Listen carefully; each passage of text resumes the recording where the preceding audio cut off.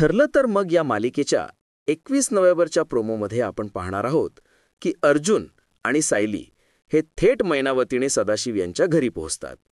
अर्जुन आणि सायलींना पाहताच मैनावती आणि सदाशिव लगेच त्यांच्या पायाशी जातात आणि त्यांना हात जोडून आम्हाला माफ करा असे म्हणतात.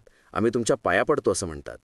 यावर सायली अत्यंत कठोरपणे त्यांना त्यांच्या चुकीची जाणीव करून देते. ती म्हणते, तुम्ही आमच्या घरात चोरी केली म्हणून आम्ही तुम्हाला घराबाहेर काढलं, पण तुम्ही पूर्ण आजीच्या जीवाशी खेळाल याची आम्हाला कल्पना नव्हती.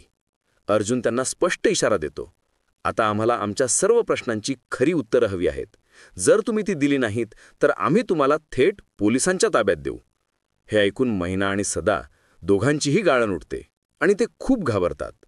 दुसरीकडे अस्मिता आपल्या मैत्रिणींसोबत एका कॅफेमध्ये आलेली असते.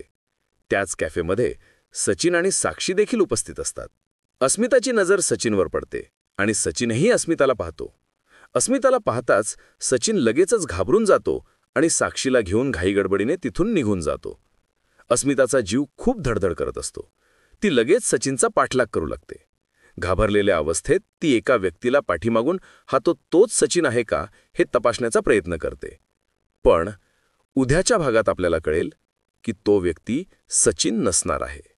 या रोमांचक वर्णावर हा प्रोमो संपतो आहे. भेटूया पुढील भागात.